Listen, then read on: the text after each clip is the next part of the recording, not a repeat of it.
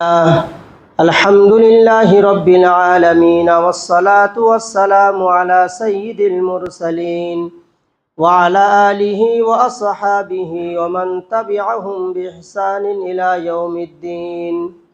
আল্লাহ তাআলার শুকরিয়া যে আজকের আমরা সাপ্তাহিক জুমার সালাতে অংশগ্রহণ করার সাথে সাথে দিনের কথা কিছু আলোচনা করা, শোনা এবং বলার যে আল্লাহ তৌফিক দিয়েছেন, আমরা সকলে বলি আলহামদুলিল্লাহ। আজকের আমরা এই সংক্ষিপ্ত সময়ে যে বিষয়টি নিয়ে আমরা আলোচনা শুনব, যে ইসলামের বুনিয়াদি অর্থটা কি, অর্থাৎ ইসলামের শাব্দিক অর্থ এবং ইসলামের পারিভাষিক অর্থ আর ইসলামের তাৎপর্য কি, এ বিষয়ে আমরা ইনশাল্লাহ আলোচনা শুনব। শোনার চাইতে আমরা চেষ্টা করব বিষয়টা বোঝার জন্য। আমাদের সমাজে একটা ভুল ধারণা ছড়ানো হয়েছে যে ইসলাম শব্দের অর্থ শান্তি, তাই তো? ইসলাম মানে শান্তি। এই অর্থটা যদি আমরা এখন একটু বিশ্লেষণ করে দেখি, তো আমাদের মুসলিম সমাজে, গায়ের মুসলিম নয়, আমাদের মুসলমানরাই এর ব্যাখ্যা করে শতকরা অন্তত ৯৯ জন, যে ইসলাম মানে শান্তি। তো ইসলাম শব্দের অর্থ কি বাস্তবেই শান্তি? এর অর্থ আমরা এটা না করি যে এর বিপরীত অর্থ অশান্তি। যদি শান্তি না হয় তাহলে কি অশান্তি? তাও না। কিন্তু ইসলাম শব্দের অর্থ ডাইরেক্ট শান্তি করা যাবে না। এটা আমরা যেহেতু কর্মী লোক, আমাদেরকে আরো 10 জনকে বোঝাতে হবে। আমরা বিষয়টা ভালো করে বুঝিনি। ইসলাম শব্দের অর্থ শান্তি নয়। ইসলাম শব্দের ডাইরেক্ট যে অর্থটা যদি আমরা করতে চাই, তো এর অর্থ আসবে কি? আনুগত্য স্বীকার করা, বশ্যতা স্বীকার করা।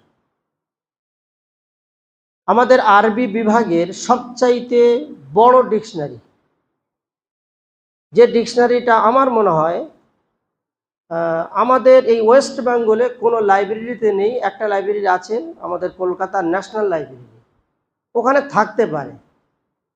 বাকি বইটা কেউ বাড়িতে রাখে না, সে আলেম হলেও বাড়িতে সেরকম প্রয়োজন মনে করে না।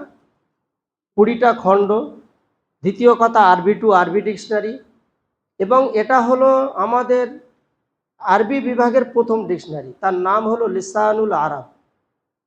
কিন্তু আলহামদুলিল্লাহ ওর ডিকশনারি আমার লাইব্রেরিতে আছে।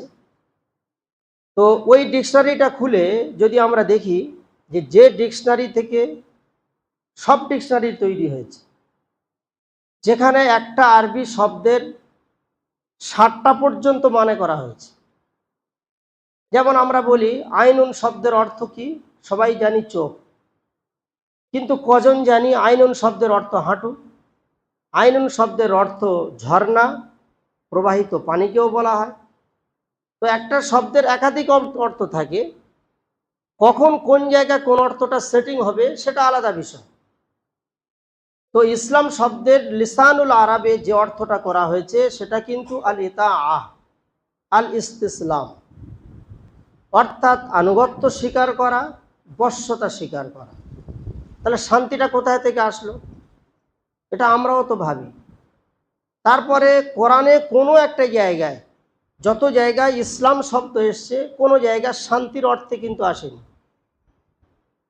যেমন আমরা দেখি আল্লাহ কোরআনেই বলেছেন আফাগায়রা দীনিল্লাহ ইয়াবগুন, আফাগায়রা দীনিল্লাহ, ওই সমস্ত মানুষ যারা আল্লাহর দিন ছাড়া অন্য কিছু ধর্মকে বা দিনকে যারা ভালোবাসে, তারা কি চায়? এটা আল্লাহর প্রশ্ন। ইন্নাদ্দীন ইনদাল্লাহি আল ইসলাম, নিশ্চয়ই ধর্ম হলো আল্লাহর নিকটে, সেটা হলো ইসলাম। আরো খুলে বলবো, আগে আবিধানিক অর্থটা বুঝিনি। তো কোরআনে কোনো জায়গায় আমরা পাচ্ছি না যে ইসলাম শব্দের অর্থ শান্তি। এভাবে আমরা হাদিসেও পাই না। কোন সাহাবীদের যুগে কোন সাহাবীও অর্থ করেননি যে ইসলাম মানে শান্তি। তাবেঈনদের যুগেও তাই। 4 ইমামের কোনো কেতাবেও আমরা পাই না যে তানারা আমাদেরকে বুঝিয়েছেন ইসলাম মানে শান্তি। আবারও বলি, এর বিপরীত অর্থ না নিই যে ইসলাম মানে অশান্তি, তাও না। তাহলে ইসলাম মানে শান্তি আমরা এগুলো পাচ্ছি না। ইসলাম শব্দের অর্থ আমরা এটাই মনে রাখবো, আনুগত্য স্বীকার করা, বশ্যতা স্বীকার করা। এখন এই অর্থটা কোথায় থেকে আসলো? হ্যাঁ, এই অর্থটা এসছে শুরু ইসলামে হজরতে ওমর রাদিয়াল্লাহু তাআলা আনহুর যুগ যখন শেষ হয়ে গেল, বাইতুল মুকাদ্দাস নিয়ে তুমুল গন্ডগোল চলছে। কারণ বাইতুল মুকাদ্দাস আজও যেমন গন্ডগোল চলছে, মুসলমানরা বলছে আমরা কেড়ে নেবো, আমাদের দখলে রাখবো, ইহুদিরা বলছে আমাদের দখলে রাখবো। এ এমন একটা মসজিদ, ত্রিমুখী লড়াই। এ প্রথমে ইহুদিদের হাতে ছিল, তারপরে খ্রিস্টানরা এটাকে এবাদতগাহ বানালো, বললো এটা আমাদের এবাদতগাহ। তারপরে মুসলমানরা কিছুদিন বললো এটা আমাদের এবাদতগাহ, আমরা দখল নিলাম। তো এমন একটা মসজিদ, সব দলই বলে যে এটা আমাদের ধর্মস্থান, সবার কাছে এটা পবিত্র স্থান, কেউ এটাকে অপবিত্র মনে করে না। এখন এই মসজিদকে কেন্দ্র করে ওমর রাদিয়াল্লাহু তাআলা আনহুর যুগে একটা লড়াই হলো। সেই লড়াইতে বাইতুল মুকাদ্দাস মুসলমানরা এরা জয় করলো। ঠিক এর পরে পরে ইহুদিদের একটা চক্রান্ত শুরু হয়ে গেল। এই চক্রান্তে সামিল হলো টোটাল ইহুদি জাতি, এর সাথে খ্রিস্টানরাও সাথ দিল। শিক্ষিত মানুষগুলো এরা গবেষণায় আসলো যে মুসলমানদের সঙ্গে লড়াই করে পারা যাবে না, না মুহাম্মদ সাল্লাল্লাহু আলাইহি ওয়াসাল্লামের যুগে আমরা লড়াই করে পেরেছি, না ওমরের যুগে আমরা পাচ্ছি। তো এমন একটা পন্থা অবলম্বন করা হোক যে এদের ধর্মের ভিতরে সুড়সুড়ি লাগিয়ে দাও, এদের ভুল রাস্তায় পরিচালিত করা হোক। এরা হাদিসের ব্যাখ্যা যা বুঝেছে আমরা উল্টো বুঝিয়ে দেবো, এরা কোরআনের ব্যাখ্যা যা বুঝে আছে আমরা উল্টো বোঝাবো। এক কথায় হাদিসের ভান্ডারে আমরা ভেজাল যদি ঢোকাতে পারি, ইসলামের ভিতরে যদি ভেজাল ঢোকাতে পারি, তাহলে মুসলমানদের সাথে আর যুদ্ধ করতে লাগবে না। এদের ঈমান, এদের আকীদা, এদের সব কিছু আস্তে আস্তে নষ্ট হয়ে যাবে। তাদেরই চক্রান্তের মধ্যে অনেকগুলো চক্রান্ত আছে, যেমন সুদি লেনদেন ইহুদিদের চক্রান্ত, মুসলমানদের উপরে প্রয়োগ করা হয়েছে। ব্যাংকিং ব্যবস্থা ইহুদিদের তৈরি করা, মুসলমানদের ভিতরে এটা বেশি করে প্রচার করা হয়েছে। তার মধ্যে এটাও একটা আছে হিউম্যানিজম সিস্টেম, যেটাকে আমরা বলি ভোটিং সিস্টেম, যে ভোটের মাধ্যমে নেতৃত্ব তৈরি করা হবে, এটা ইহুদিদের তৈরি করা।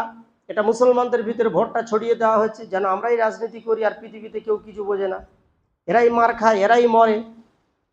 ঠিক এরকমভাবে তার মধ্যে এটাও একটা চক্রান্ত যে ইসলাম শব্দের ব্যাখ্যা ইহুদি আলেমরা প্রথম করেছিল যে ইসলাম মানে শান্তি, ছড়িয়ে দাও। এই অর্থটা করার পরে আস্তে আস্তে মুসলমানদের ভিতরে এমনভাবে অর্থটা ছড়িয়ে গেল যে এরা ইসলাম মানে শান্তি আন্দোলন করছে, শান্তি শান্তি শান্তি। এত শান্তি এদের মধ্যে এসে গিয়েছে মুসলমানদের ভিতরে যে এরা মসজিদের ভিতরে ঢুকে 24 ঘন্টা ইবাদত করতে এরা ভালোবাসে। আর মসজিদের বাইরে এদের কচুকাটা করা হচ্ছে, একদিনও মুখ তুলে তাকাবে না। ও বিষয়ে যখন তুমি বলতে যাবে তখন এরা ব্যাখ্যা দেবে ভাই ইসলাম মানে শান্তি, আমরা কিন্তু অশান্তি চাই না। এদের ঘরের বউকে টেনে নিয়ে চলে যাচ্ছে, বলছে ভাই একটু প্রতিবাদ করতে হবে, তা বলছে না না না খবরদার না, উঁচা করা যাবে না। মানে আমাদের এমন ঘুম পড়িয়ে দিয়েছে বেজাতিরা, ইহুদি খ্রিস্টানরা শান্তির নামে আমাদের এমন ঘুম পড়িয়ে দিয়েছে যে আমরা কিছু করতে আর ভালোবাসি না, শুধু একটু ইবাদত করতে ভালোবাসি। আমরা নিজেরাই ধর্ম বুঝে নিয়েছি, ভাই ইসলাম মানে শান্তি, কিচ্ছু বলা যাবে না। আর তার ফল আমরা এখন ভোগ করছি। সারা পৃথিবীতে আমরা এখন প্রায় 180 নয়, এখন তো আমার মনে হয় এটা আমি 2011 গণনা বলছি, এখন তো মনে হয় 200 কোটি আমরা ছাড়িয়ে গিয়েছি সারা পৃথিবীতে। কি আশরাফ ভাই, ছাড়িয়ে যায়নি? 200 কোটি আমরা ছাড়িয়ে গিয়েছি। তাহলে 200 কোটি মুসলমান ছেলে গেলা, এই 200 কোটি মুসলমান পৃথিবীতে ঘুরপাক খাচ্ছে, এরা বসবাস করছে, এদের কাছে অর্থ আছে, স্বার্থ আছে। আজকের আমরা আমাদের একটা ফিলিস্তিনের বাইতুল মুকাদ্দাস আমরা কেন বাঁচাতে পারছি না? 200 কোটি মুসলমান, একটা নিরীহ জাতির উপরে তাদের স্টিম রোলার চালানো হচ্ছে, তাদের কচি কচি বাচ্চাগুলোকে তাদের শেষ করা হচ্ছে। আজকে তাদের বাঁচানোর জন্য এই 200 কোটি মুসলমান কেন হুঙ্কার ছাড়ছে না? কেন এরা পথে নামছে না? এর একটাই কারণ, অধিকাংশ মুসলমান বুঝে রেখে দিয়েছে ভাই আমি আমারটা নিয়ে পড়ে থাকি, ইসলাম মানে শান্তি, আমরা অশান্তি করতে চাই না। আমাদের এই বাংলার জমিনে একের পর এক মুসলমানদেরকে ধরে ধরে মারা হচ্ছে, যা আমরা চোখে দেখছি, পেপারে দেখছি, সর্বস্তরে, এবং প্ল্যান করে মারা হচ্ছে। কেন মুসলমানরা নিজেরা জেগে উঠছে না, ভাবছে না বিষয়টা নিয়ে? তার কারণ ভাই ইসলাম মানে শান্তি। তো ওরা এটাই চেয়েছিল। আমাদের সমাজে আমরা দেখি না। অধিকাংশ আমাদের পাড়া গায়ের মুসলমান তসবি হাতে নিয়ে তসবি গুনতে ভালোবাসে, কিন্তু ইসলামের জন্য সময় দিতে আর ঘাম ঝরাতে রাজি না। কারণ ভাই, ও কষ্টের কাজ করা যাবে না। ইসলাম মানে শান্তি। 5 ওয়াক্ত নামাজ, মসজিদে আসো, টুক করে একটু পড়ে আর বাড়িতে গিয়ে আবার ঢুকে পড়ো, গিয়ে বউ বাল বাচ্চা নিয়ে একটু শান্তিতে থাকো। এভাবে যদি তোমার সুন্দরভাবে জীবনযাপন হয়ে যায়, ও বাইরে কি হচ্ছে, কে মদ খাচ্ছে, কে জুয়া খেলছে, কে পাত্তা খাচ্ছে, কে সমাজ কোথায় চলে যাচ্ছে, ও নিয়ে তোমার ভাবতে হবে না। মেজাজে ঢুকে গিয়েছে এটা। শান্তি মানে এই শান্তি আমরা বুঝে গিয়েছি। আচ্ছা, যদি ইসলাম মানে এইরকম শান্তি হয়, আমি ধরে নিলাম কিছুক্ষণের জন্য ইসলাম মানে শান্তি, এটাই যদি শান্তি হয়, তাহলে মোহাম্মদ রাসূলুল্লাহ সাল্লাল্লাহু আলাইহি ওয়াসাল্লাম, যিনি ইসলামের প্রবক্তা, সেই মোহাম্মদ সাল্লাল্লাহু আলাইহি ওয়াসাল্লাম তিনি কি বুঝতেন না শান্তি কাকে বলে? আমরা তো দেখছি মোহাম্মদ রাসূলুল্লাহ সাল্লাল্লাহু আলাইহি ওয়াসাল্লাম তিনি ইমামুল আম্বিয়া, সমস্ত আম্বিয়াদের ইমাম, সৈয়দুল ইমাম, সকলের নেতা, নবীদের নেতা। আল্লাহ তাআলা পৃথিবীর জমিনে সবচাইতে বড় চেয়ার যদি দিতে হয়, তো আল্লাহর পরে মোহাম্মদ রাসূলুল্লাহ সাল্লাল্লাহু আলাইহি ওয়াসাল্লামের মর্যাদা, তার চেয়ার আছে। তো এমন ব্যক্তি তিনি কি শান্তি মানে বুঝতেন না, যে একটু ঘরে বউ বাল বাচ্চা নিয়ে গল্প গুজব করবো, 5 ওয়াক্ত নামাজটা পড়বো, রমজান মাসে আল্লাহ রোজা ফরজ করেছে, হকটা আদায় করে দেবো, এভাবে আমার জীবনটা কেটে গেলে সবচাইতে বড় শান্তির জীবন হয়ে গেল আমি। শান্তি মানে ব্যক্তিগত শান্তি তো উনি তো বুঝতে পারতেন। আর আন্দোলন করা, যুদ্ধ করা, জেহাদ করা, সমাজের জন্য কিছু কাজ করা, মানুষের পাশে দাঁড়ানো, নিজের ঘাম ঝরানো, প্রয়োজনে রক্ত দেওয়া, এগুলো যদি অশান্তি হয়, আমাদের যা ব্যাখ্যা আমরা বুঝেছি, তাহলে আল্লাহ নবী সাল্লাল্লাহু আলাইহি ওয়াসাল্লামের জীবনীতে আমরা দেখি তিনি মক্কা থেকে হিজরত করে মদিনাতে গেলেন। যাওয়ার পরে মাত্র 10 বছরের ভিতরে কতগুলো যুদ্ধ হয়েছিল? 27টা যুদ্ধ হয়েছিল। যে 27টা যুদ্ধে তিনি সরাসরি নেতৃত্ব দিয়েছেন, সরাসরি নেতৃত্ব দিয়েছেন। আবার এমন কিছু যুদ্ধ ছিল তিনি নেতৃত্ব দেননি, কোন সাহাবীকে তিনি নেতৃত্ব দেওয়ার জন্য নেতা বানিয়ে দিয়েছিলেন। তো তিনি শান্তি মানে বুঝতেন না? যুদ্ধ মানে কি? আল্লাহ রাসূল সাল্লাল্লাহু আলাইহি ওয়াসাল্লাম তিনি নবী হওয়ার পরেও সমাজে যে সমস্ত এই দুর্নীতিগুলো হয়, তার বিরুদ্ধে তিনি জিহাদ করার জন্য, আল্লাহর জমিনে তার তৌহিদ প্রতিষ্ঠা করার জন্য, আল্লাহর জমিনে তার খেলাফত প্রতিষ্ঠা করার জন্য মুহাম্মদ সাল্লাল্লাহু আলাইহি ওয়াসাল্লাম তিনি যুদ্ধের পোশাক পর্যন্ত পরেছেন। সাহাবীদের সঙ্গে মাশওয়ারা করলেন, বলো মদিনার বাইরে গিয়ে যুদ্ধ করা হবে না মদিনার ভিতরে থেকে যুদ্ধ করা হবে? তো একদল সাহাবী বললেন, ইয়া রাসূলুল্লাহ, মদিনার বাইরে গিয়ে মনে হয় যুদ্ধ করাটা ভালো। প্রথম টিম পরামর্শ দিলেন, আল্লাহ রাসূল পরামর্শ করছেন, বলছে কেন? তবে এজন্য যে মদিনার মধ্যে আমাদের মা বোন আছে, তো যদি তারা জিতে যায়, মসজিদের ভিতরে ঢুকে যায়, তাহলে তাদের সম্মানহানি হতে পারে। এজন্য আমার মনে হয় আমরা বাইরে গিয়ে যুদ্ধটা করি। কিছু লোক বলেছিল, তারা গোলমালে কথা বলেছিল, ঠিক আছে, ওনারা যখন বলছেন তো ওটাই হোক। এরাই ছিল সবচেয়ে বড় ইসলামের দুশমন তৎকালীন সময়, মুনাফিক ছিল এরা। এরা মুখ খুলে কথা বলতে জানে না, এরা পরিষ্কার ভাষা জানে না, এরা রায় দিতে জানে না, একটা পরামর্শ চলছে, খোলাখুলি বলতে কিছু জানে না, এদের নিজস্ব কোনো পার্স নেই। এরা ওই নেকাম্মার মতো বলল, ওরা যা বলেছে তাই। আল্লাহ রাসূল সাল্লাল্লাহু আলাইহি ওয়াসাল্লাম বললেন, ঠিক আছে, তাহলে যুদ্ধের পোশাক আমি পরে নিই। বলে, হ্যাঁ ঠিক আছে, আপনি পরুন। আল্লাহ রাসূল সাল্লাল্লাহু আলাইহি ওয়াসাল্লাম যুদ্ধের পোশাক, তখনকার সময় কি পোশাক ছিল? লোহার পোশাক, তিনি পরলেন, পরে যুদ্ধ করতে চলে গেলেন। বাইরে যেই গেলেন, তখন যে লোকগুলো বলেছিল, হ্যাঁ ওরা যা বলেছে ঠিক আছে তাই, এই লোকগুলো এরা নিজের একটা গ্রুপ তৈরি করে মদিনাতে আবার ফিরে আসছিল।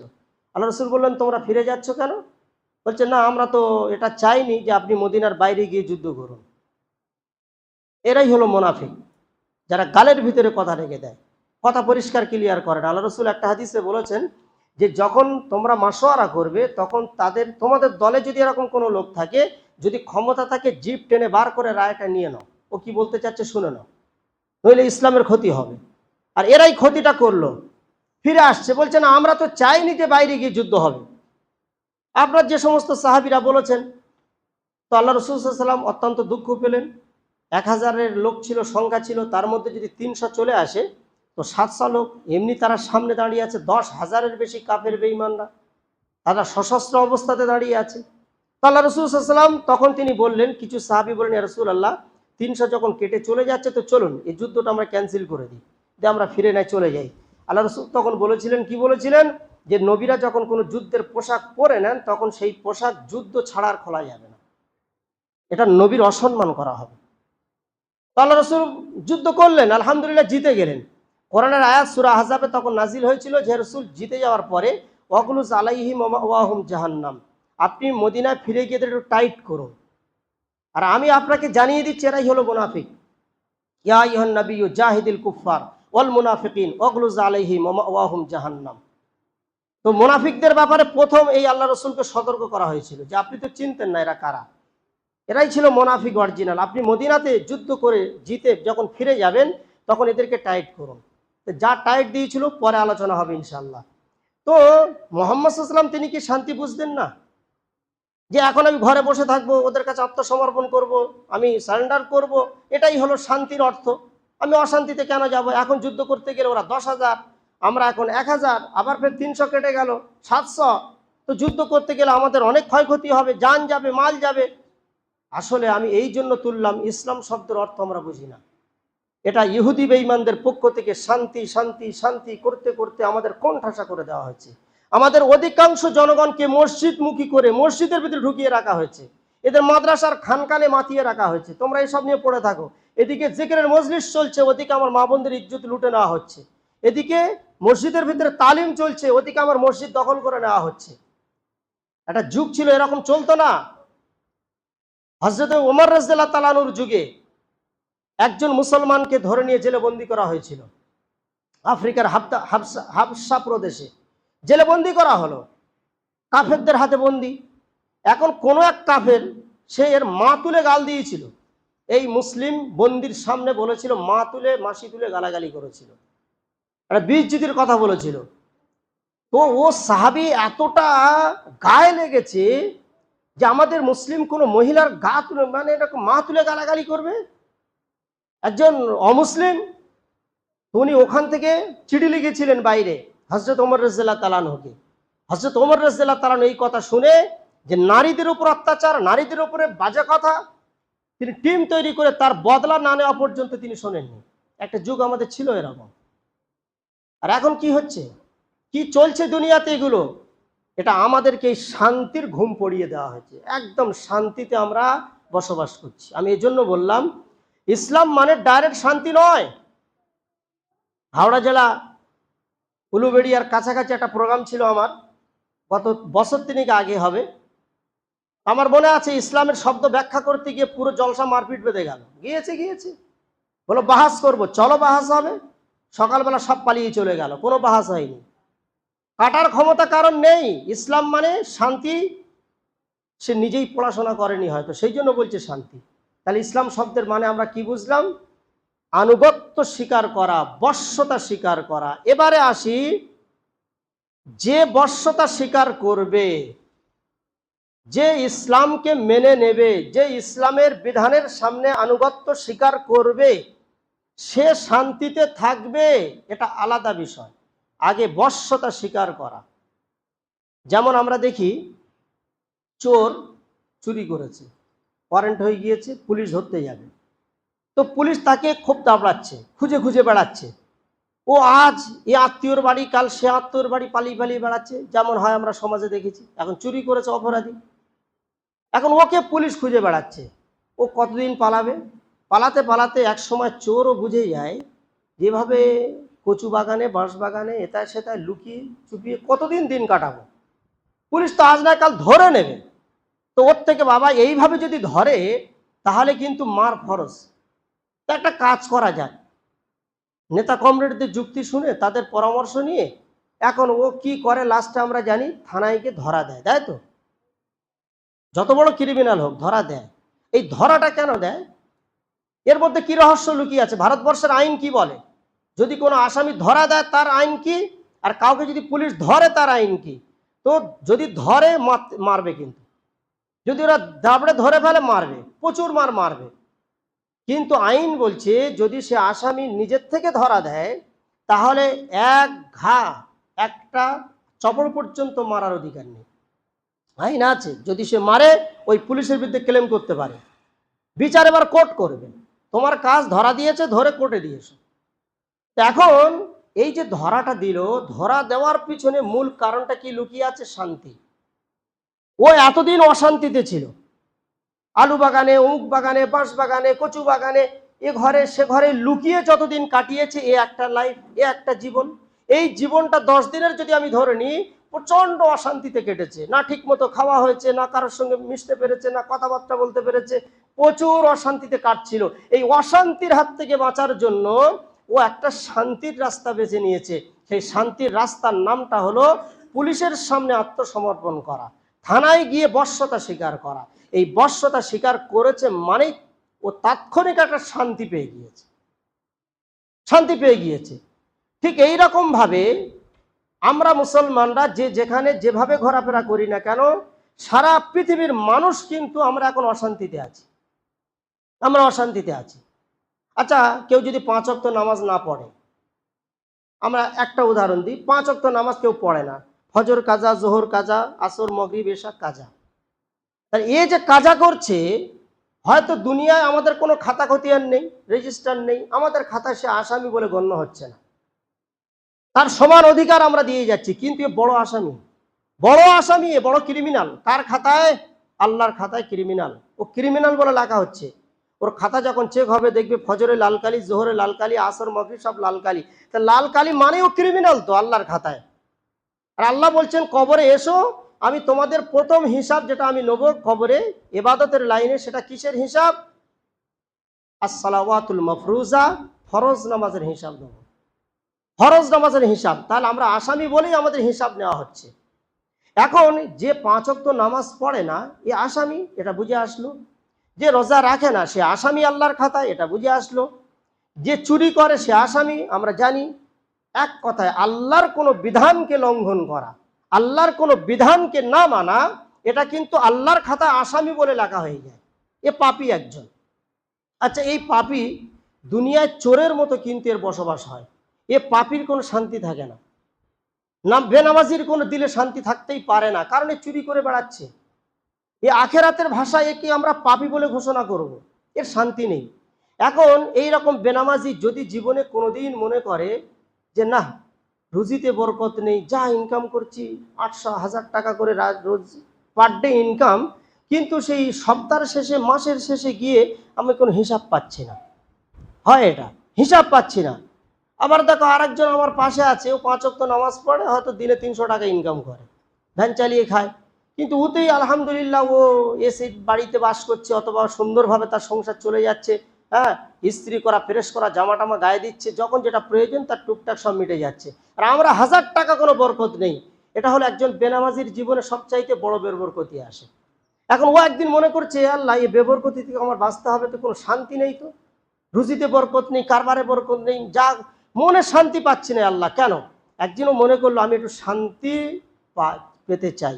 তো ওর জন্য একটাই রাস্তা আছে, যেমন চোরের সামনে একটাই রাস্তা ছিল শান্তি পাওয়ার জন্য, আত্মসমর্পণ করা, থানায় গিয়ে হাজিরি দেওয়া, যতদিন না দেবে শান্তি পাবে না। এ দুনিয়ার আসামি, যে আল্লাহর খাতায় আসামি, এরও একটা রাস্তা।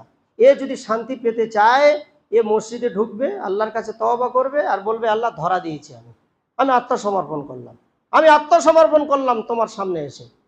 ও 2 রাকাত নামাজ পড়বে, আল্লাহকে জানিয়ে দেবে, তাতাজাফা জুনুবুহুম আনিল মাযাজি'i ইয়াদউনা রাব্বাহুম খাওফান ওয়া তামাআ ওয়া মিম্মা রাযাকনাহুম ইউনফিকুন। আল্লাহ পদ্ধতি বলে দিয়েছেন। আল্লাহর সামনে আত্মসমর্পণের পদ্ধতি সবচাইতে বেস্ট সময়, সুন্দর সময়, সেটা হলো ফজরের আগে, আজানের আগের সময়। আল্লাহ বলছেন, এমন কিছু লোক আছে যারা রাতের অন্ধকারে উঠে পড়ে। তাহলে যত বড় পাপী হবে তত সে রাত জাগবে, আল্লাহর কাছে ওই সময় যোগাযোগ করবে। দিনের বেলায় এসে কান্নাকাটি করলে লোক কোথায় দেখে ফেলবে, আচ্ছা ঠিক আছে, আল্লাহ বলে তাও হোক। রাত্রে এসো, গোপনে এসো, যখন পশু পাখি সব ঘুমের কোলে ঢলে পড়ে আছে, নীরব নিস্তব্ধ একটা পরিবেশ বিরাজ করছে, তুমি সেই সময় ওঠো। সবাই ঘুমিয়ে আছে, তুমি ওঠো, 8 ঘন্টার জন্য ওঠো, 2 রাকাত যদি হয় 2 রাকাত পড়ো, আর পড়ে তুমি আমার কাছে নীরবে বলো যে আল্লাহ, ভুল করেছি। আল্লাহ বলছেন যে আমি ওই সময় তাতাজাফা জুনুবুহুম আনিল মাযাজি'i, আরামের বিছানা থেকে উঠে পড়ে কিছু লোক, উঠে আল্লাহর কাছে ইয়াদউন, তারা দোয়া করে, খাওফা, একদিকে জাহান্নামে যাব না এ একটা ভয়, ওয়া তামাআ, অপরদিকে জান্নাত আমার চাই এর একটা আশা। এই আশা আর ভরসার মাঝখানে আল্লাহর কাছে সে আল্লাহকে বলে, হ্যাঁ, যে আল্লাহ, আমার মাফ করে দাও। তা আল্লাহ বলছে, এইরকম পাপী যখন এইভাবে আত্মসমর্পণ করে, তখন আমি আল্লাহ তাকে মাফ না করে থাকতে পারি না। সুবহানাল্লাহ। দ্বিতীয় অফার হলো, আল্লাহ রসুল বলছেন যে ওর যদি কান্না না আসে, তো ও যদি একটু কান্নার ভান করে, আল্লাহ বলছে তাও মেনে নেবো, আমি তাও মেনে নেবো। অরিজিনাল কাঁদতে হবে না, ও দিল পাথর হয়ে গিয়েছে। ফাকাসাত কুলুবুহুম, ওর অন্তরটা পাথর হয়ে গিয়েছে পাপ করতে করতে। তো কাঁদবে কি করে? যদি বা কাঁদে পানি কোত্থেকে আসবে? পানি নেই তো, সব শুকিয়ে ফেলেছে। আল্লাহ বলছে একটু ভান করুক মিছিমিছি। আল্লাহ রসুল বলছেন, আল্লাহ বলছেন তাও আমি কবুল করে নেবো। ইন্নাল্লাহা লা ইয়ানজালিউ লা ইয়াত্তালিউ ইলা সামাইদ দুনিয়া আলা আমি মুস্তাগফিরিন ফাস্তাগফিরালা আলা আমি মুস্তাগফিরিন ফারজুকালা। আল্লাহ বলছেন আমি ভোর রাত্রে প্রতিদিন, শুধু শবে বরাতের রাতে না। কিছু লোক তো এটা ভুল বুঝেছে, মনে হয় যেন শবে বরাতের রাতে আল্লাহ প্রথম আসমানে নেমে আসে, এনে তার মাগফিরাতের অফার ঘোষণা করে শবে বরাতের রাতে। না, ভুল। আল্লাহ তাআলা প্রতিদিন আসে। সহি আকীদার মানুষদের কাছে এই অফারটা শবে বরাতের জন্য না, প্রতি রাত্রে আল্লাহ বলছেন ইন্নাল্লাহ কুল্লা লাইলা, প্রতি রাত্রে আমি আসমানে নেমে আসি, আমার আরশ থেকে আমি নেমে আসি, আমি এসে ঘোষণা করি আলা আমি মুস্তাগফিরিন, আছে কোনো গুনাহ মাফ করা নেওয়ালা, যে নিজের গুনাহের জন্য তওবা করবে ফাস্তাগফিরালা, আমি তার গুনাহকে মাফ করে দেব।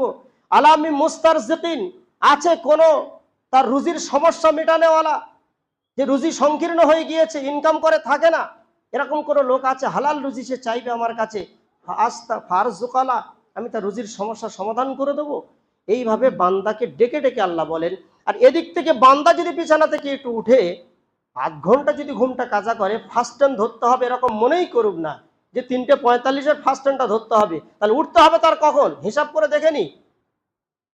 তাহলে আমি সেই সময় যদি উঠে আল্লাহকে বলি আল্লাহ ভুল হয়ে গিয়েছে, আল্লাহ বলছে এই সময়ের কান্না, এই সময়ের সারেন্ডার, এই সময়ের আত্মসমর্পণ, এই সময়ের বশ্যতা স্বীকার, এই সময়ের আনুগত্য স্বীকার করা, আল্লাহ বলছে আমার কাছে সবচেয়ে বেশি প্রিয়। এটাই হলো মূল ইসলাম। ইসলাম এ নয় যে শান্তি ডাইরেক্ট আসবে না, আগে আপনাকে বশ্যতা স্বীকার করতে হবে। প্রতিটা বিষয়, যা ভুল করেছি সংশোধন করার নিয়ত করতে হবে।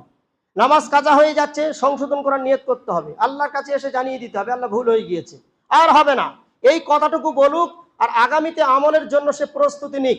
তাহলে আল্লাহ বলছেন, আল্লাহ রসুল বলছেন এরপরে আসবে শান্তি। এখন চোর আত্মসমর্পণ না করলে, বশ্যতা স্বীকার না করলে জীবনে শান্তি আসতে পারে না, আমরা এটা বুঝলাম। ওর মার আছে, জেল আছে, জরিমানা অনেক কিছু আছে, কিন্তু মার থেকে বাঁচার জন্য ওরা যে পন্থা অবলম্বন করে, আমাদেরও তাই করতে হবে, যে আল্লাহর কাছ থেকে আমাদের তার রেহাই পেতে গেলে আর মুক্তি পেতে গেলে আমাদের বশ্যতা স্বীকার করতে হবে। এই বশ্যতা স্বীকার করার অর্থেই আল্লাহ কোরআনে বিভিন্ন জায়গায় বলেছেন। লাস্ট একটা কথা বলে কথা শেষ করি।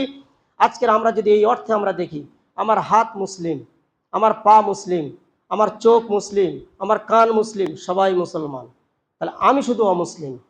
মুসলিম মানে যারা বশ্যতা স্বীকার করে, ইসলাম মানে বশ্যতা স্বীকার করা, আর মুসলিম মানে বশ্যতা যে স্বীকার করে তাকে বলা হয়। হাত মুসলিম মানে বশ্যতা স্বীকার করেই ফেলেছে। কোন অর্থে? হাত আমার কথা শোনে কি? কোনোদিন শোনে না।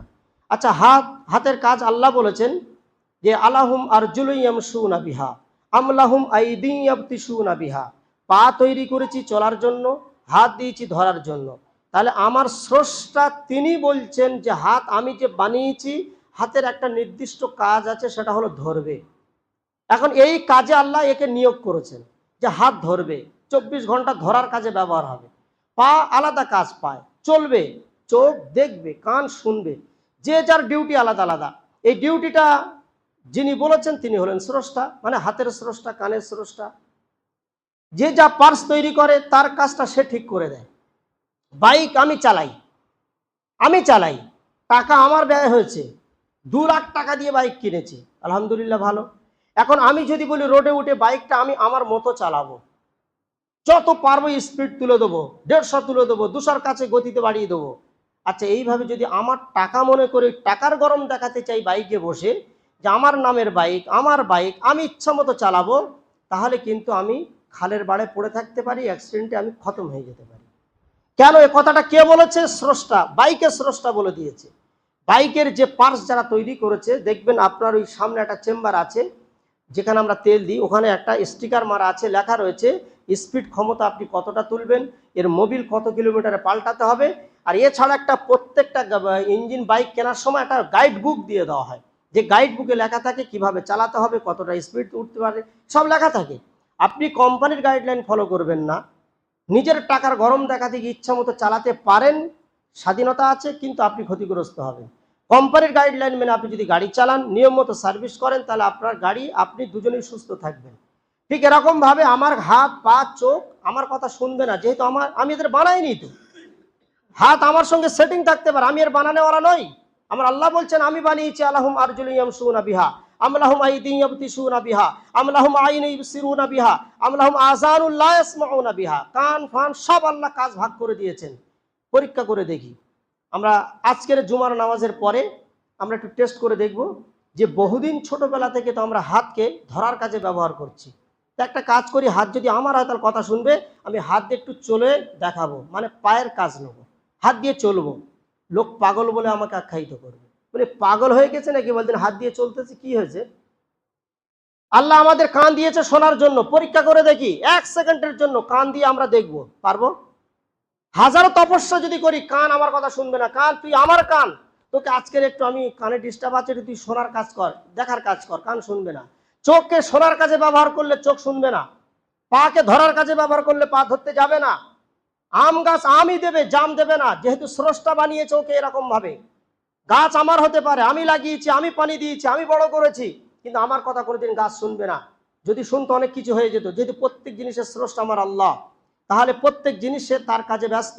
অর্থাৎ হাত বশ্যতা স্বীকার করেছে আল্লাহর সামনে, চোখ বশ্যতা স্বীকার করেছে, আনুগত্য স্বীকার করেছে এই মর্মে, এ আল্লাহ তুমি আমাকে যে কাজের জন্য বানিয়েছো আমি সেই কাজেই কিয়ামত পর্যন্ত ডিউটি করে যাব। আমি একদিনের জন্য মানুষের গোলামি করব না, আমি তোমার গোলামি করব। তো করে যাচ্ছে, হাত পা চোখ কান তার যথারীতি কাজ করে যাচ্ছে। আমরাই বেঈমান, আমরাই মানুষ, মানুষ নেই, আমরা বুঝি না বিষয়টা। এর জন্য আল্লাহ আমাদের সকলকে ইসলাম শব্দের অর্থ যতটুকু অর্থ আমরা করলাম, এখনো পারিভাষিক অর্থ বাকি আছে, ইনশাল্লাহ আবার পরে হবে। তবে আল্লাহ আমাদের জীবনে শান্তি ফেরানোর যে রাস্তা দিয়েছেন আমরা সেই রাস্তা হাঁটার চেষ্টা করব। প্রথমে আমাদের জীবনে নামাজের পাবন্দি, এরপরে বিভিন্ন ইবাদতগুলোর পাবন্দি ইনশাল্লাহ যথাযথ যদি আমরা করতে পারি, তা আমাদের সমস্ত দিক থেকে আমরা শান্তিতে থাকবো বলে আমরা আশা করি। আল্লাহ আমাদের সকলকে বিষয়টা বোঝার তৌফিক দান করুন, আমিন।